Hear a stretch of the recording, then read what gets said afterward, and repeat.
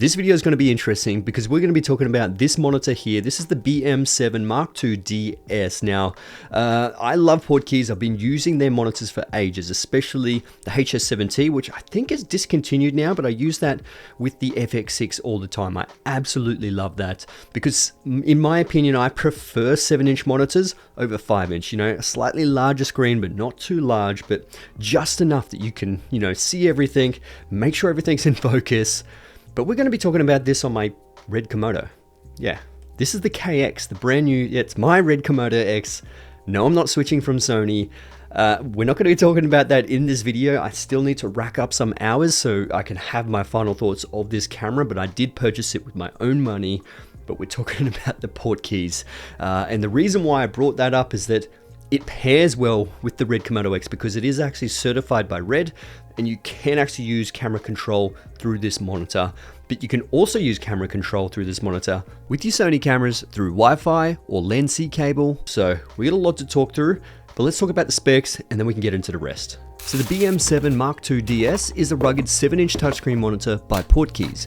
It features a 7-inch 10-bit panel with a resolution of 1920 by 1080 with a contrast ratio of 1000:1. It has a nice maximum brightness of 2200 nits. It has two 3G SDI inputs with one 3G SDI outputs, one HDMI input, and one HDMI output with cross conversion. Features all the professional monitoring modes with waveform, vector scope, anamorphic, peaking, RE false color, has 3D LUTs monitoring, and is Red approved for the Red Komodo and Red V Raptor, has wireless camera control for Red, Sony, Panasonic, Blackmagic Design, and Zcam, has a built-in dual MPF battery style plate, an industry standard 2-pin LEMO, and a 5.5mm barrel connector, all in a body of 460 grams. So one of the main key features that I want to talk about first is the camera control. So you control your aperture, shutter speed, ISO, frame rate, color temperature, the EV, aspect ratio, and you can also hit record, but then you can also do focus. But we're actually going to be going through what the focus is like when it comes to this. I can't obviously focus with the Red because I don't have any autofocus lenses, no RF lenses. As you know, I'm a Sony guy, so I've got a whole bunch of E-mount lenses and a couple of PL lenses. So we're going to be going through the focus predominantly with the A7 IV. I can have a look at it with the FX6 as well. But when it comes to camera control, it's extremely useful. And for my personal use with the KX, the record buttons are on the right hand side. And I use the camera with the top handle with my right hand. My left hand's free, so I kind of have to do some sort of, reach around when it comes to pressing record. But the great thing is if you pair this with the KX, you can press record on the screen, or you can program one of these 4 programmable buttons on the top to a record button and hit one of those buttons. So good, especially for my workflow and how I utilize this camera. It's just amazing. Now, just quickly, if you do want to pair this with the Sony cameras, you have to switch your Wi-Fi band to 2.4 gigahertz and then go into camera PC control and actually control it through that. And that's how you're going to be able to connect it directly to this monitor. Now, if you are connecting it to the original Komodo or Komodo X, you do need to go into the camera's Wi-Fi and select ad hoc. Once you're in there, go to the SSID and change the name to Komodo X1 and change the password to Komodo X1 as well. And make sure you select once again that 2.4 gigahertz. And as soon as you do that on the Sony cameras and the Red cameras, you'll be able to see the Wi-Fi signal pop up. You literally select the camera, type in the password, and then you're pretty much away to shoot. But as you can see here, I've already registered the camera, so all you need to do is go into My Device and select the camera that you've already paired before. This just makes it faster so you don't have to put in the passcode every single time. Now, one of the major improvements that I do like, and that happens to be the DC power input. And I know it's not, something fancy, but this DC power port has an actual locking screw that you can literally lock it. So it won't actually get pulled out because I always utilize the D-tap when it comes to power straight to the DC rather than NPF batteries. NPF batteries just end up being too thick on the back and I don't like it, but you do have space for 2 NPF batteries if you do really want to. But I actually prefer, D-tap through that DC power. Now, just to note, there is no locking mechanism when it comes to the Sony NPF batteries. It is pretty much just friction based. So you can see this rubber thing on the rear, which allows it to stay connected to the pins. I think one of the most welcomed features on this thing as well is that this does have the industry standard 2-pin LEMO on the back when it comes to powering options. And I know a lot of cinematographers still use 2-pin LEMO because it's like the industry standard. So this does have it, which is really good. Now, when it comes to the boot up time, it takes about 7 seconds to sort of turn on. It's not absolutely instant, but it is much faster than the Atomos Ninja 5.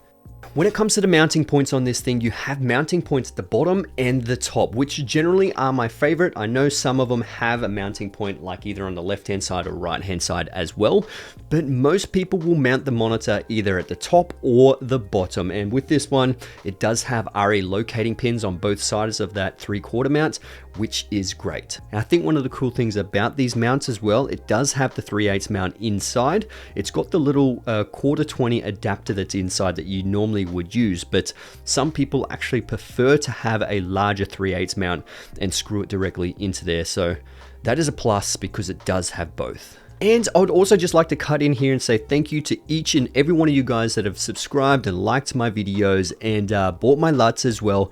But I do have these shirts that you can purchase, the Jacked Visions one. They've only just dropped now, so visit my website if you want to see any more details.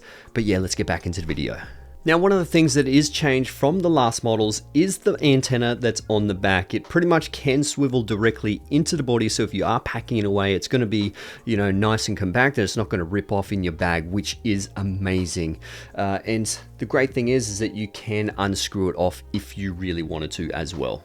Now, the last parts on the exterior, you do actually have a USB stick that's included into the hard shell case, and you can pretty much plug it into the side, load your LUTs, or even load some firmware directly into that. And right down the bottom, we do have a camera control port where you can plug in the camera control cord directly into your camera and obviously directly into this monitor as well. Now let's talk about the internal features of this monitor. Now, if you've seen my review of the LH5P Mark II, it's pretty much exactly the same because all the newer Portkeys monitors have relatively the same UI.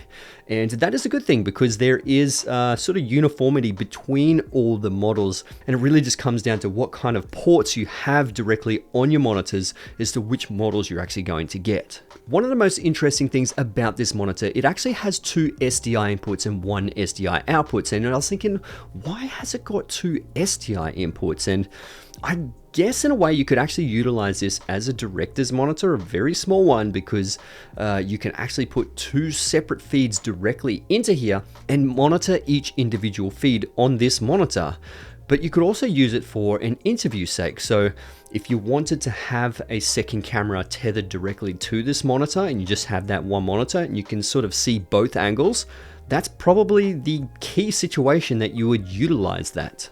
And as you can see, the monitor is accepting an HDMI feed and an SDI feed. And this also means that you can actually do SDI input and HDMI output or vice versa because there is a converter inside. A lot of monitors don't actually allow this. But also when talking about 2 different feeds, one of the cool things is that you can actually change the aspect ratio inside here. So you can have a 16:9 on the left-hand side and a 9:16 on the right-hand side. So you can actually see a cropped version of that 16:9. So if you are producing something for Instagram for sake and you want that 9:16, you can actually see the 16:9 footage on the other side, which is very handy and obviously extremely welcomed because social media is becoming absolutely massive when it comes to film productions. But also in this situation, it's actually pretty beneficial to just use the guidelines that have a 9:16 inside your shot. So you have a full screen that you're able to see the image, but you can see the 9:16 guidelines. That's probably the best way, in my opinion. Now, this test excites me quite a lot because this comes down to the screen brightness. This does say 2200 nits, whereas the Ninja 5 is actually about 1200 nits. And I always compare everything to the Ninja 5 because it seems brighter than it should be. But this is the first monitor that actually seems pretty bright compared to the Ninja 5. You can see here by the scopes, it is actually much brighter, especially if you do compare it to the FX6 screen. Now, when it comes to focusing with this monitor, I do prefer the focusing obviously on the Sony a7 IV and obviously all the other Alpha cameras, you know, the touchscreen. This is okay, but I still probably wouldn't use it as my main focusing point. So this is the fan noise test. I've got my ECM B1M on top of the a7 IV, so the shotgun mic on top, and the settings on low. You can't really hear much, but I'll turn it on to high. That's where things get a little bit interesting because you can actually physically hear this, especially if it is the onboard microphone. So bringing this microphone back into play, and can you hear it through this microphone? I'm about, I don't know, an arm's length away from the lens. So if it is in this interview situation, you're probably going to hear it, but most likely it's not going to be on high because you're not going to be interviewing in extreme heats. But if it is on that low setting, you're not really going to hear it. Like that. It's pretty quiet. But the high one, it's pretty loud.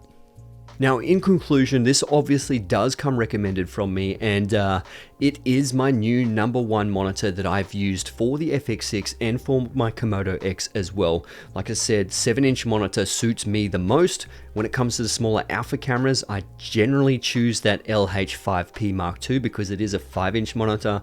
It's smaller, it has a smaller footprint on the smaller cameras, but for the larger cameras, I much prefer 7-inch. It just gives me so much more clarity in the image overall, and I love the user interface. Everything on here, you know, suits my workflow. But anyway, guys, I hope you enjoyed this video, and if you did, give it a thumbs up. That would be amazing. Subscribe to my channel if you haven't already. Link will be in the description below if you do want to check this monitor out. And yeah, I'll see you guys in the next one. Thanks for watching. Let's get it.